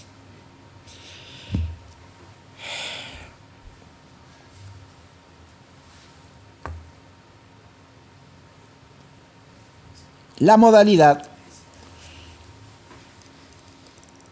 La modalidad tiene que ver con la música litúrgica también. Y claro, sí. Eso afecta principalmente a la misa cantada. ¿No? Obviamente, porque la otra, durante ciertos siglos, careció de toda música. ¿Sí? La misa rezada era rezada. No se cantaba nada, ¿no? Esto íntegramente rezada. Bien. Pero lo que se canta es siempre lo mismo. Se canta siempre del mismo modo. Sabemos que no, ¿no? Es decir, la música de la liturgia de la misa ha sufrido modificaciones a lo largo de los siglos. La forma arquetípica y primaria del canto litúrgico es lo que se llama en el rito romano el canto gregoriano. ¿Sí? Ya desde el siglo XIII, con certeza, y hay quienes lo remontan a siglos anteriores, hipotéticamente, pero con certeza ya en el siglo XIII, al canto gregoriano se le viene a incorporar la modalidad del canto polifónico. Deja de ser estrictamente monódico y se hace polifónico. Empiezan las formas primarias de polifonía. Y hay historiadores de la música litúrgica que sostienen que eso ya venía desde siglos anteriores, y que variaba según las regiones, según las zonas. Ahora voy a referirme a las modalidades locales, ¿no? Pero eso ténganlo en cuenta también porque es otro factor de variante, las modalidades locales.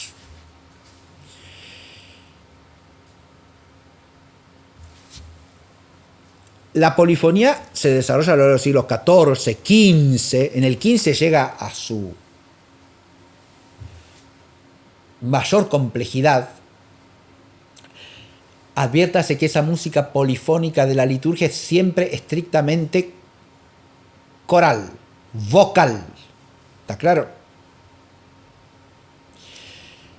A las voces que la cantan empieza a añadírsele también la apoyatura del órgano como instrumento que sostiene el canto o apoya el canto. La polifonía del siglo XV tiene composiciones de una complejidad extrema, sobre todo para el ordinario de la misa.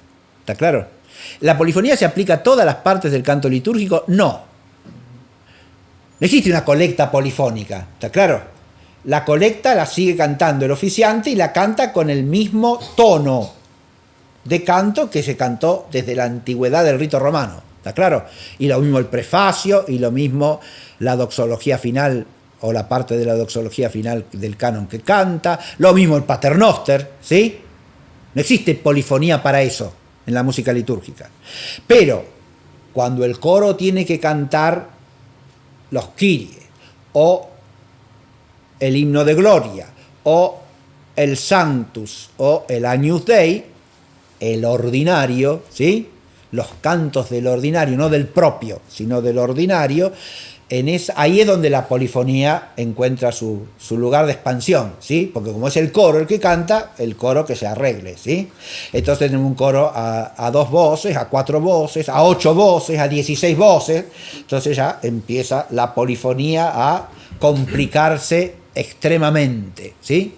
Cuando usted habla de polifonía en ese sentido es el mismo tono de muchas voces o diferentes, vamos a decir, No, alturas? las voces se diferencian por su altura, pero a su vez la polifonía implica que no cantan simultáneamente lo mismo. Cada voz va desarrollando el canto del texto a su propio ritmo y entra en determinado momento. A veces la misma frase se repite 2 veces, 3 veces, 4 veces. El canto se alarga y se amplifica y se diluye mucho la palabra en el sonido, ¿no? Y en la monolítica, dijo usted, Monódica. Perdón, la monódica... Ahí todos cantan simultáneamente lo mismo, las mismas palabras al mismo tiempo con la misma altura sonora. A ver, la misma altura sonora, si hay un coro, no todos con la misma altura sonora. Cantan la misma nota, pero no con la misma altura, porque si canta al mismo tiempo un bajo, un barítono y un tenor y las voces de los niños que, con su propia altura, usted no tiene la misma altura simultáneamente, ¿no? Pero tienen la misma nota, todos dan la misma nota al mismo tiempo, ¿sí? Aunque sean distintas las alturas de las voces. ¿Está claro?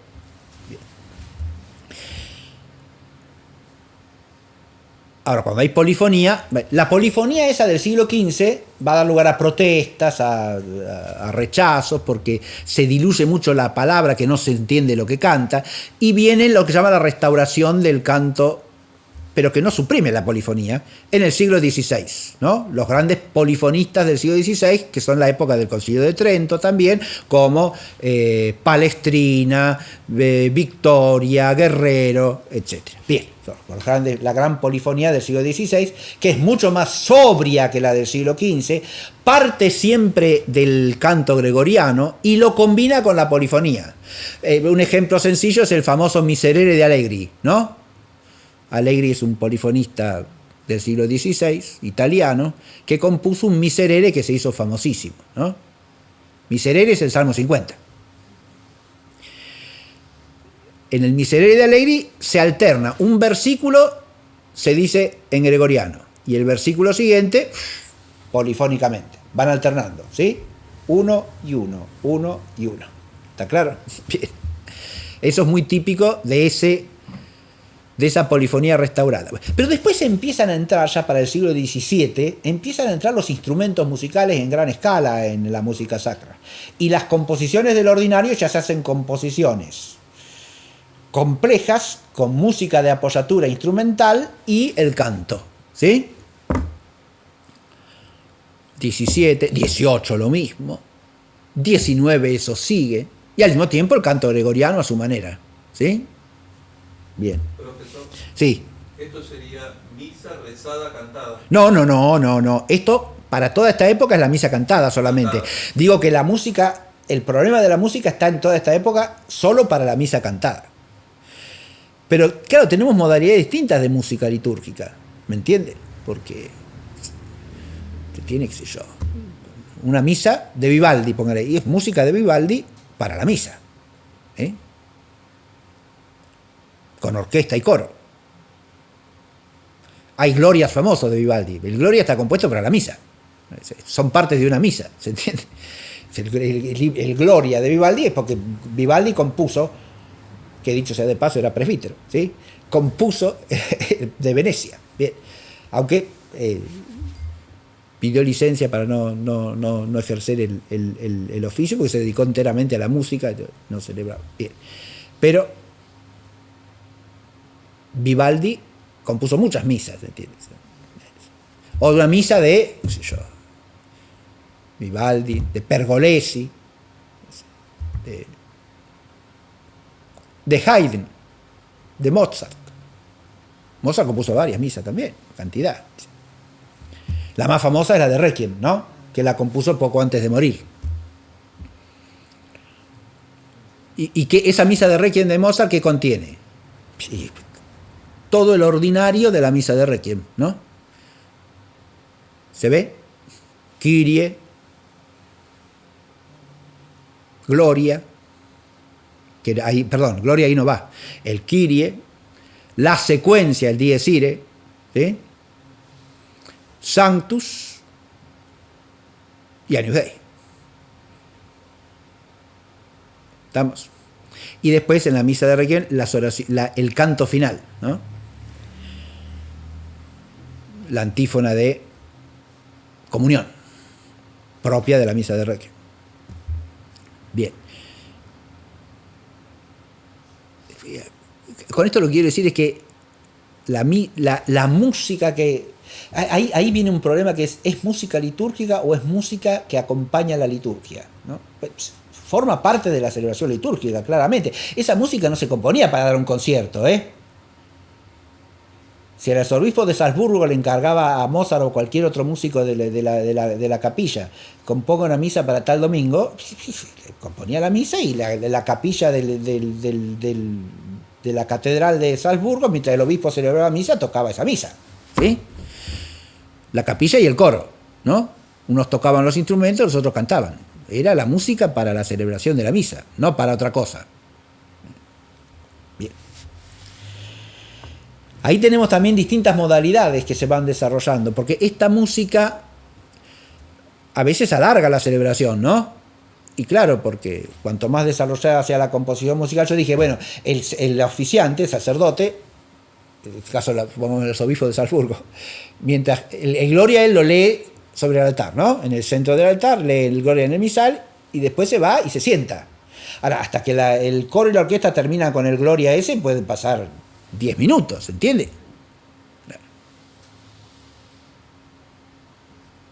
Para meditar, para rezar. Ahí ya no tiene que apurar con el misal devocionario, si es que lo hay, ¿se entiende? Porque le da tiempo de sobra, ¿no? Para meditar en el texto del Gloria mientras lo está cantando el coro y lo está haciendo sonar la orquesta. Bien.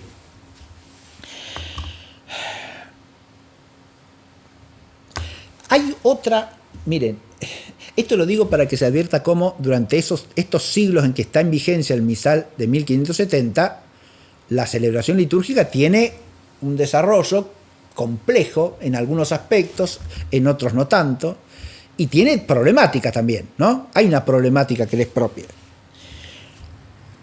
No hay que identificar sin más el misal de 1570 con cierta forma de aplicarlo propia de ciertas modalidades de celebración de ese misal que registran el influjo del movimiento litúrgico en algunos de sus aspectos o registran el influjo de cierto restauracionismo de la liturgia antigua, con lo que eso conlleva de peligro simplemente arqueologizante. El caso del canto gregoriano es un ejemplo que lo mencioné en la clase pasada, ¿no? Cuando la escuela de Solem empieza a decir cómo debe cantarse auténticamente el canto gregoriano, no se tome el canto gregoriano solesmiense como si fuese sin más la tradición. ¿Está claro lo que digo? Hoy día se toma como signo de tradicionalidad eso, ¿o no? Hay que cantar el canto. Pero cuando irrumpe en la escuela de Solem, lo que hace la escuela de Solem es decir, el canto tal cual se usa hoy día no es el canto gregoriano tal cual se canta hoy día no es auténtico. No es el primitivo. Hay muchos aspectos del reformismo litúrgico, del movimiento litúrgico, que desde los ámbitos tradicionalistas se suelen tildar de arqueologismo. Lo que hace Solem con el canto gregoriano es arqueologismo. Y tiene todos los problemas del arqueologismo. ¿Está claro lo que estoy diciendo o no? No es cantar el gregoriano según el modo recibido del canto gregoriano. Eso es lo que la escuela de Solem rechaza, el modo recibido del canto gregoriano. Como se cantaba el canto gregoriano a mediados del siglo XIX en cualquier catedral del mundo que celebraba la misa en rito latino, de Europa, de América, o del continente que fuese. El modo recibido en que se cantaba el canto gregoriano en Roma, en la Basílica de San Pedro, en la Capilla Sistina, en la Capilla Papal, ¿no? La escuela de Solem dice, eso no es auténtico canto gregoriano. Hay que ir a estudiar los manuscritos antiguos y ver cómo se cantaría. ¿Cómo se cantaría? Subrayo el verbo, ¿no? Porque ningún monje de Solem de fines del siglo XIX o principios del XX tiene un registro discográfico de cómo se cantaba en la abadía de Cluny en el siglo X, ¿no? Y no, señor. ¿Está claro?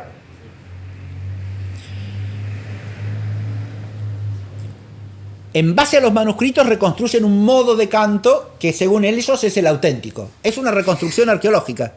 ¿Está claro o no? Es más fidedigno el modo recibido. Bueno, ahí viene un problema, se da cuenta el modo recibido, pero ellos dicen que está influido por toda la música esta que acabo de mencionar, la música que muchos liturgistas del siglo XVIII tildan de teatral, de copia de la ópera, etcétera, etcétera.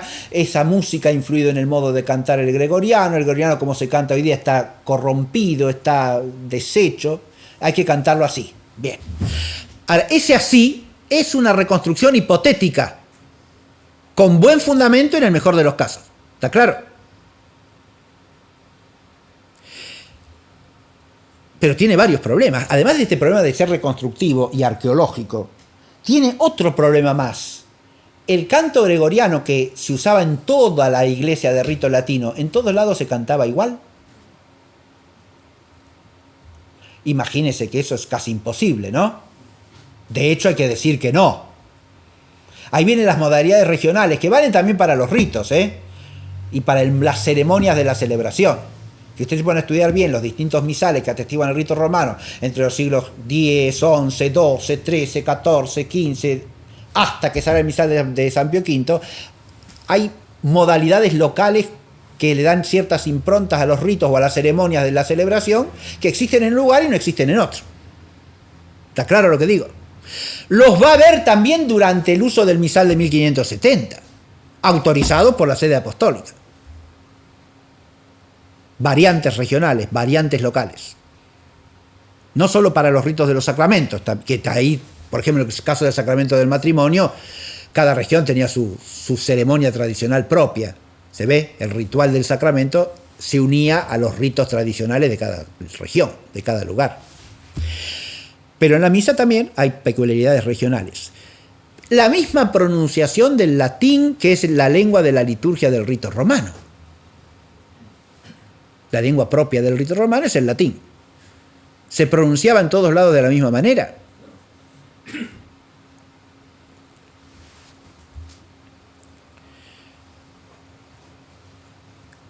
El Papa Pío XI, estoy hablando del siglo XX, saca un documento en el que pide, solicita que todo el mundo católico use el latín al modo eclesiástico. Con modo eclesiástico es decir la pronunciación propia de los italianos. ¿Se entiende? Eso es el modo eclesiástico. Bien. Para que eso sea un signo de unidad. Primero, como signo de unidad es discutible, ¿no? Porque que todos recen en la misma lengua es un signo de unidad ya más que suficiente, ¿no? Y que recen el mismo rito también. Ya pretender que todos pronuncien el latín a la italiana parece un poco excesivo como signo de unidad. Y si usted es español, le voy a decir da nobis pacem, diga da nobis pacem. Bien. Es un ejemplo nada más, pero ahora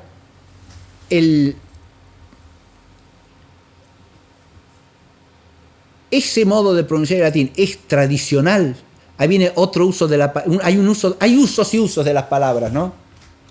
Entonces, ¿qué va a ser tradicional si es una costumbre que viene a hacerse norma así, no escrita, pero sí promovida ampliamente en toda la iglesia, de que todos los que usan el latín en la iglesia lo tienen que usar pronunciándolo así?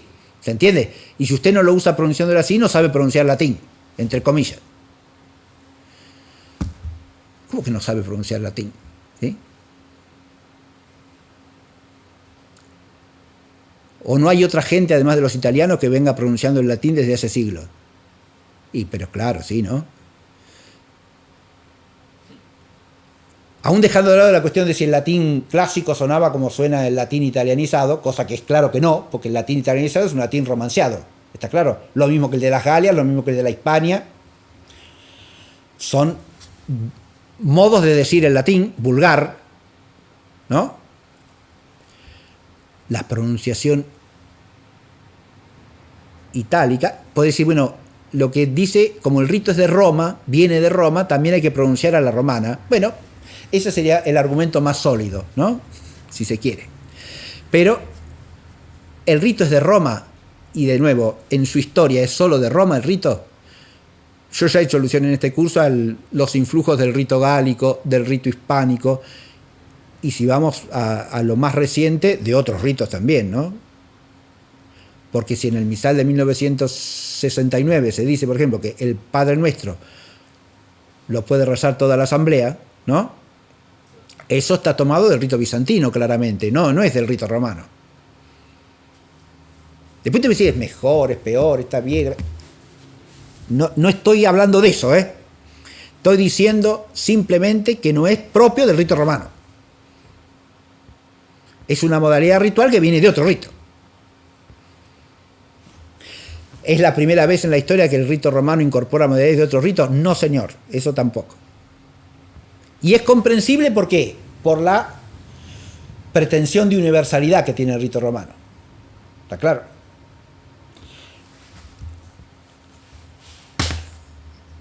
Ya es la hora, así que hasta aquí la clase de hoy.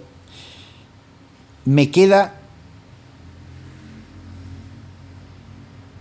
casi completa la última parte, que es una recapitulación de lo que dije al comienzo, ¿sí? La dejo para la próxima.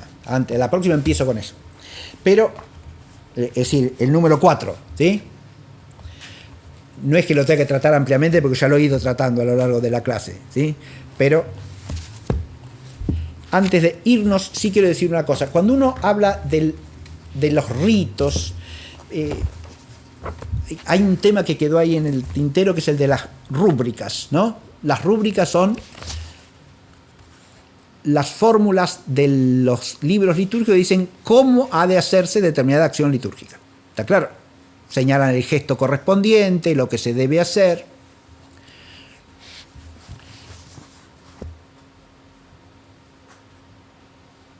Con respecto a las rúbricas,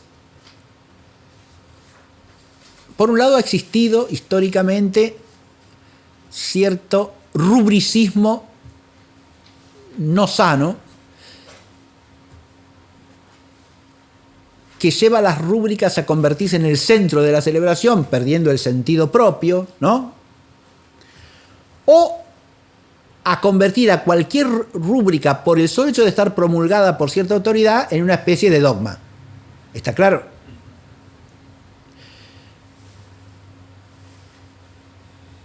Pero frente a eso viene el espíritu antirrúbrica, que es otra deformidad y es otro vicio. El desprecio de la rúbrica, sin más. O hablar de las rúbricas como si la rúbrica fuera algo malo, ¿no? La rúbrica es la expresión de una norma. Y las normas no son un mal. En la vida social hacen falta las normas, ¿no? ¿La celebración litúrgica es una acción social o no? Sí. Y de esa sociedad divino-humana, santa, intrínseca y esencialmente, que es la Iglesia de Cristo. ¿Se entiende o no? La Iglesia es meramente interioridad, espontaneidad. No, señor. La Iglesia peregrina, la Iglesia militante no puede ser eso, porque es una sociedad de viadores. ¿Se entiende lo que digo?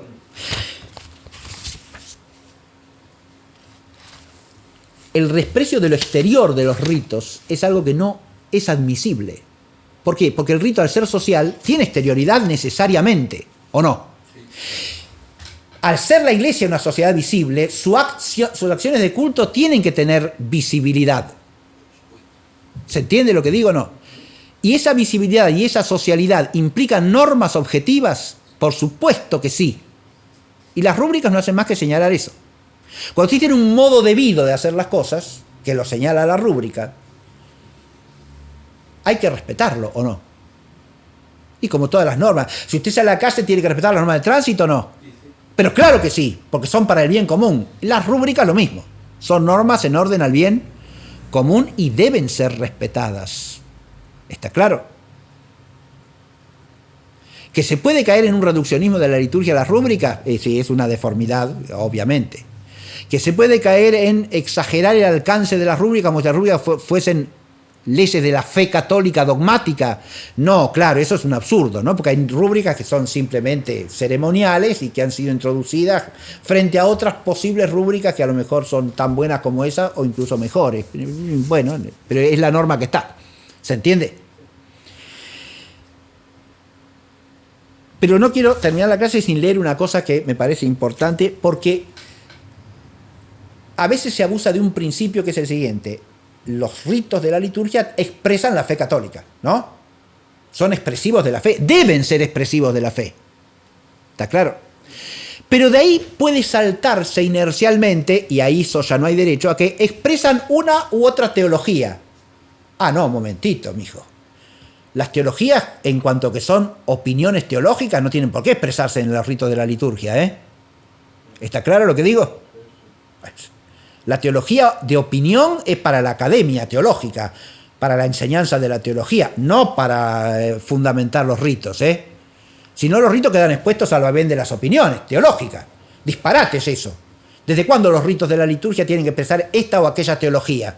Sobre lo que sea, sobre la iglesia o sobre la relación entre la iglesia y el mundo o sobre lo que se le antoje al pastor de turno. No, señor. Lo que debe expresar la liturgia es la fe de la iglesia.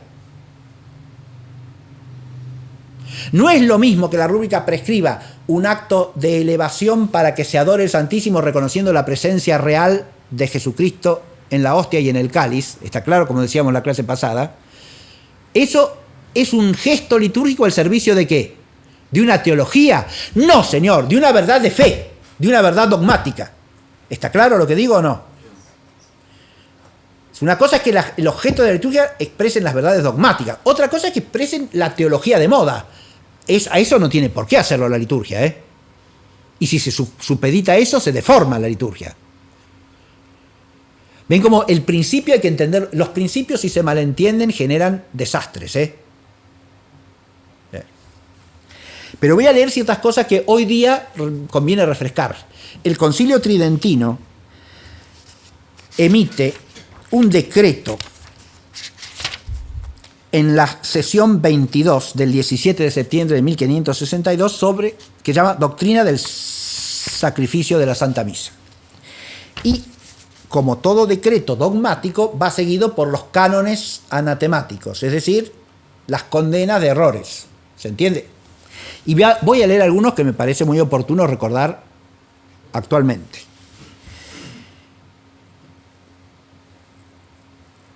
Hay uno que nos retrotrae al tema inicial de este curso.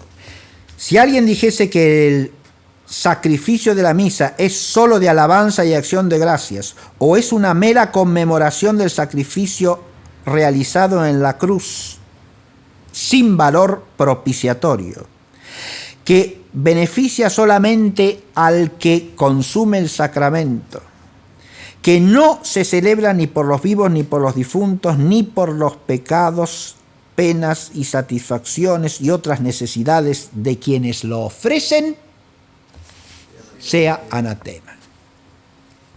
Esto hacia la esencia de la misa, ¿no? Pero hay otros que tienen que ver más con la modalidad de celebración en cuanto a lo que... Si alguien dijese, y este es el tema de la clase pasada, que el canon de la misa contiene errores y por lo tanto debe ser abrogado, sea anatema. ¿Está claro?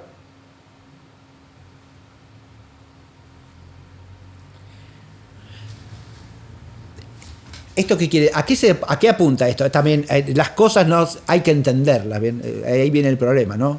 Hay que estudiar para entender lo que esto significa, ¿sí? No basta leerlo, yo ya entendí, a lo mejor no se entendió nada. Yo lo leo, pero ojo, ¿qué quiere decir esto? El canon tal cual consta en el misal de 1570, eso es el canon del que habla acá. No, acá habla del canon. ¿Se entiende? Hay múltiples testigos del canon, no solo el misal de 1570.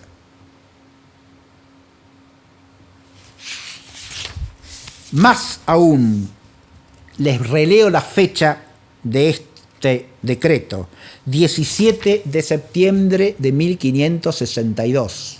O sea, el misal de 1570 no estaba, ¿no? No existía todavía. ¿Está claro lo que digo? El canon romano es el canon romano esencialmente hablando, ¿no? Como constan los antiguos sacramentarios que van a estudiar los grandes liturgistas del siglo XVII, sacramentario gelasiano, gregoriano, leoniano, en todas sus variantes. Bien. Eso es el canon romano. ¿Está claro? El misal de 1570 es testigo de la fórmula esencial del canon romano. Listo. Y testigo autorizado, promulgado con autoridad pontificia. Sobre la autoridad que promulga los textos litúrgicos voy a hablar la clase próxima porque ese tema no lo desarrollé, pero lo vamos a ir desarrollando a lo largo del curso. Hay una deformidad en eso que es caer en una especie de positivismo jurídico radical, ¿no? Que está presente en muchos textos de derecho litúrgico del siglo XIX, por ejemplo.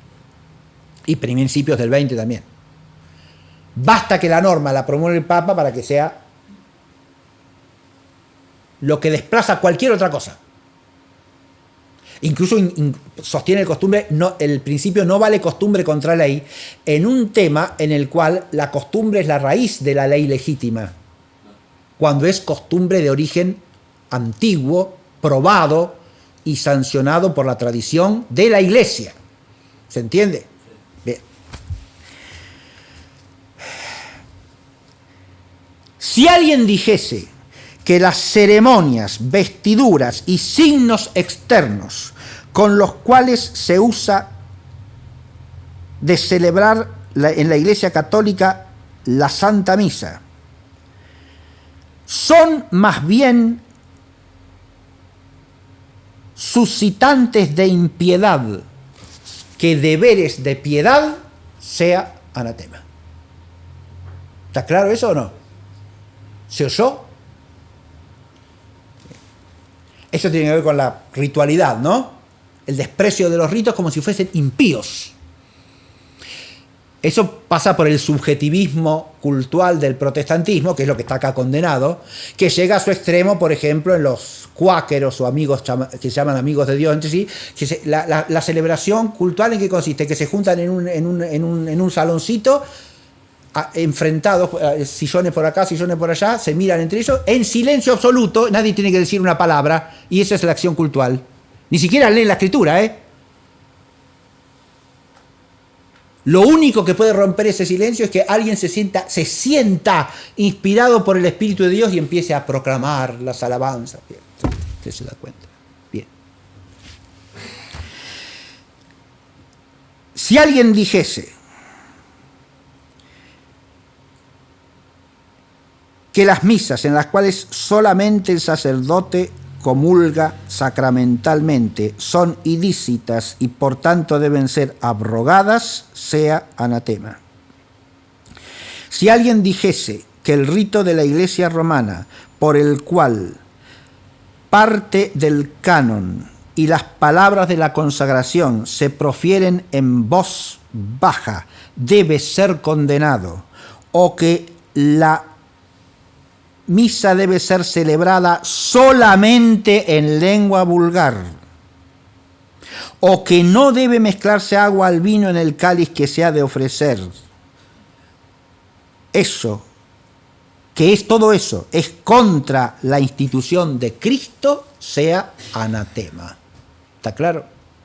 Yo dije, la liturgia tiene que expresar la fe de la Iglesia. Esto que acabo de leer son cánones dogmáticos, ¿sí? Esto es fe de la Iglesia, ¿eh? ¿Se entiende lo que digo o no? Sí. Bien.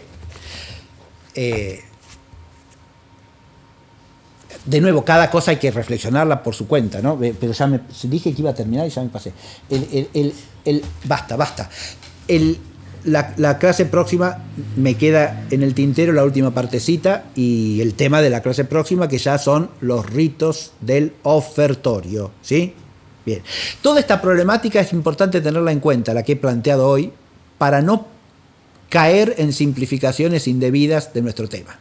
Eso es todo lo que quiero que quede como cautela a partir de la clase de hoy para el resto del curso, y se aplica también a las clases que ya hemos presentado. Muchas gracias por la atención. Será hasta la próxima, si Dios quiere.